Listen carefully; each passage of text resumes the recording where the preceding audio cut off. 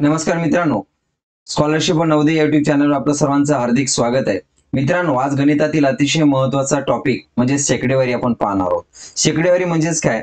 ही टक्केवारी होय. शेकडेवारी किंवा टक्केवारी हे या चिन्हाने दर्शवले जातं. शेकडेवारीचा अर्थ प्रति 100 किंवा भागिले 100 असा होतो.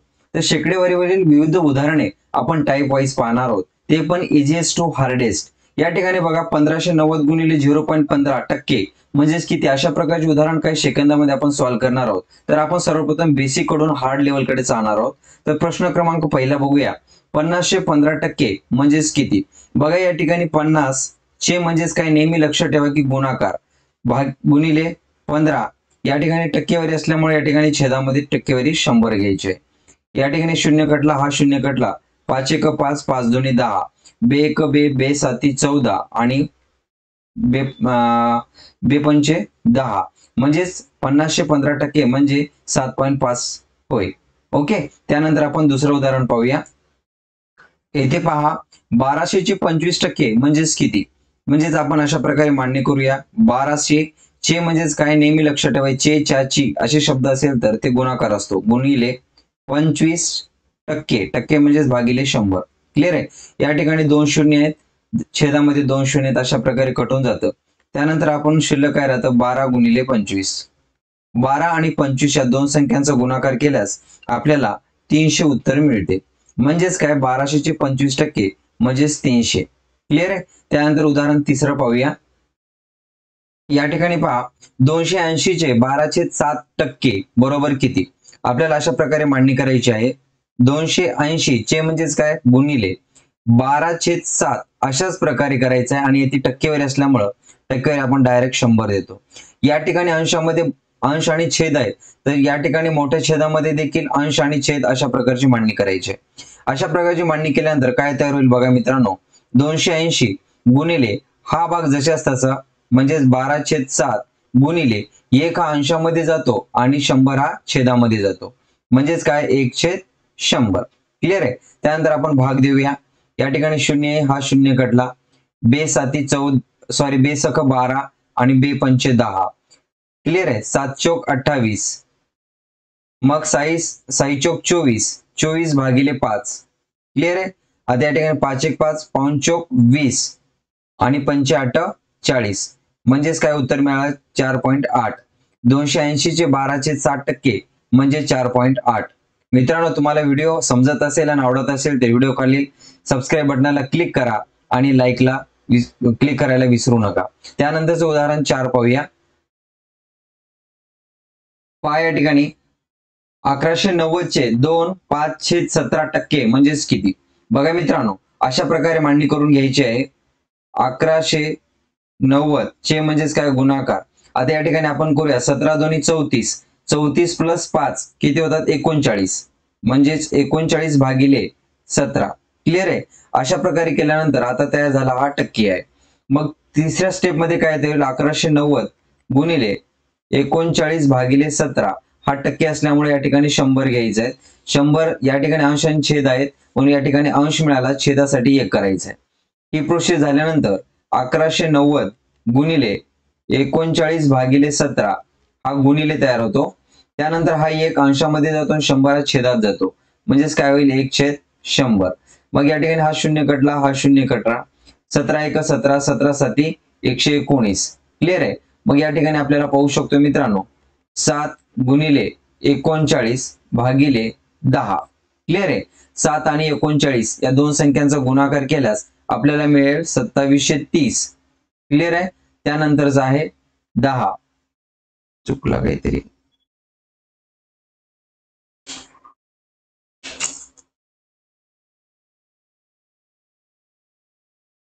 मग 273 ला 10 ने जर भाग दिला तर आपण पाहू शकतो छेदामध्ये 1 शून्य आहे, तर अंशामध्ये जर द्यायचं असेल तर डावीकडून 1 स्थळानंतर आपल्याला दशांश द्यायचा आहे.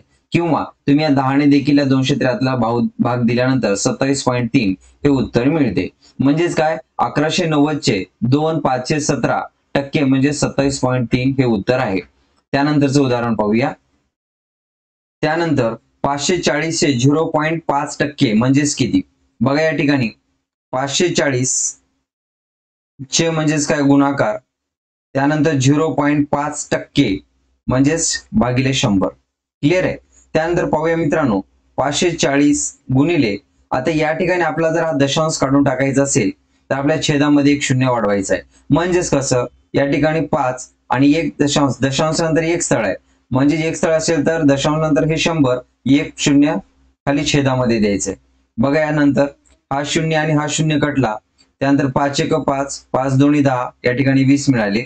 त्यानंतर पाहू शकतो बे एक बे, बे एक बे, बे दोन्ही 4, बे साती 14. क्लिअर आहे. मग या ठिकाणी आपल्याला काय मिळालं, 27 भागिले 10. क्लिअर आहे. आपल्याला सांगितल्यानुसार छेदामध्ये एक शून्य असेल तर अंशातील डावीकडून एक स्थळ सोडून दशांश द्यायचा, म्हणजेच 2.7. नाहीतर तुम्ही 10 ने देखील 27 ला भाग दिल्यानंतर 2.7च हे उत्तर मिळते. म्हणजेच 540 चे 0.5% म्हणजेच 2.7 हे उत्तर आहे. त्यानंतरचं उदाहरण पाहूया. त्यानंतर उदाहरण 6, 400 पैकी 68 म्हणजे किती टक्के?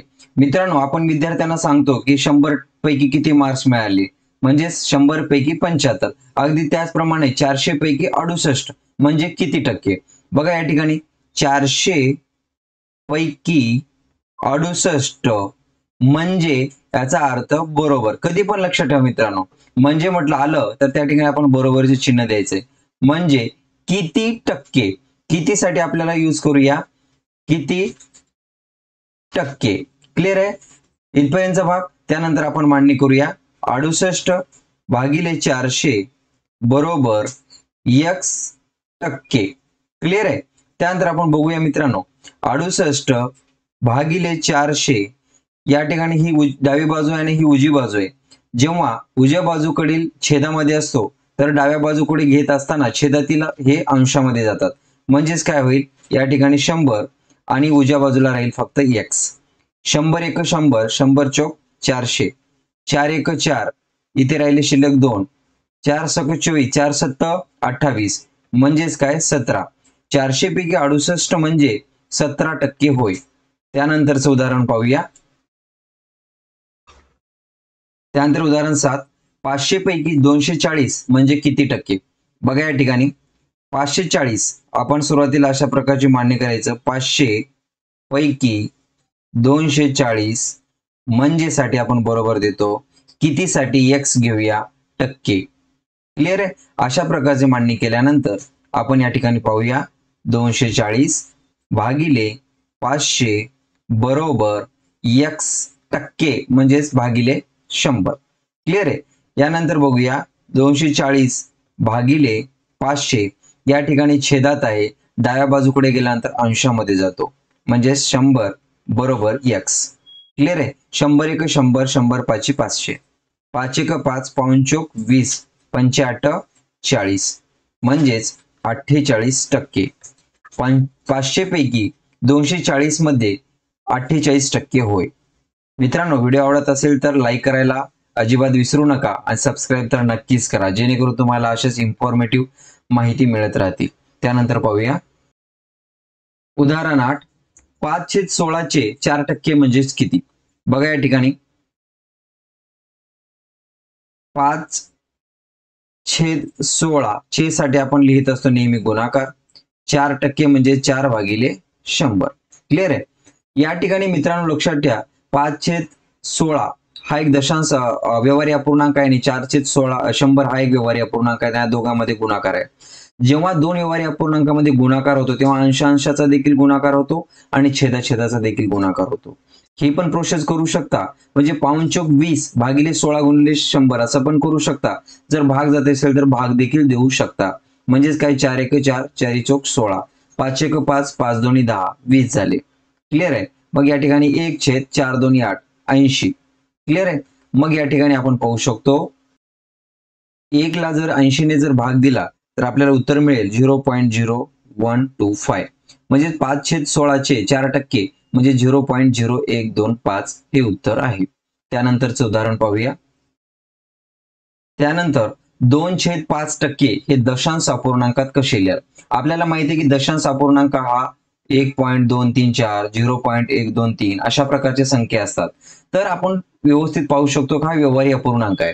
2/5 आणि आपल्याला विचारलेले आहे दशांश अपूर्णांकात कसे लिहाल. तर सर्वप्रथम आपण काय करूया, 2/5 यालाच आपण दशांश अपूर्णांकात लिहूया. 5 5 पेक्षा लहान आहे, 5 म्हणजेच काय 0.4% हे दशांश अपूर्णांकात कसे लिहाल असं आहे. क्लिअर आहे. परंतु 0.4% आहे, 0.4 आणि टक्क्यासाठी भागिले 100. क्लिअर आहे. मग या ठिकाणी लक्षात द्या की छेदामध्ये 1च्या नंतर 2 शून्य आहेत. तर आपल्याला हे शून्य काढायचं असेल तर पाहू शकतो आपण 0.4 आहे वर आणि या ठिकाणी दशांश आहे. तर खाली 2 शून्य असल्यामुळं आपल्याला उत्तर वर दशांशच्या डावीकडे 2 स्थळ शून्य द्यायचे, दशांश द्यायचे. म्हणजेच काय, आता हा 1 हा 2 म्हणजेच काय तयार होईल आपल्याला 0.004 हे या 2.5% दशांश अपूर्णांकाचं उत्तर आहे. क्लिअर आहे. त्यानंतरचं उदाहरण पाहूया. त्यानंतर पहा 3/5% हे दशांश अपूर्णांकात कसे लिहा. या ठिकाणी पहा मित्रांनो, 3/5 ला आपण सर्वप्रथम दशांश अपूर्णांकात रूपांतर करायचे. 5 5 पेक्षाही संख्या लहान आहे, 5 या ठिकाणी दिलं 0 आणि 5 30 म्हणजेच काय 0.6% हे दशांश अपूर्णांकात कसे लिहा. क्लिअर आहे. मग 0.6% म्हणजेच भागिले 100. आपल्याला सांगितलेल्या ट्रिक्सनुसार छेदामध्ये 1 नंतर 2 स्थळ शून्य आहेत.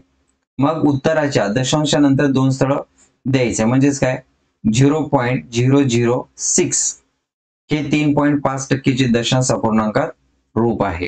तर मित्रांनो, मी आशा करतो तुम्हाला दशांश अपूर्णांकात कशा प्रकारे करायचे आणि शेकड्यावरील मागील 10 उदाहरणे आवडले असेल तर आवडला असेल तर व्हिडिओ खालील सबस्क्राईब बटनाला क्लिक करा, जेणेकरून तुम्हाला अशाच प्रकारचे इन्फॉर्मेटिव्ह उदाहरणे आणि स्पष्टीकरण मिळत राहतील. थँक्यू.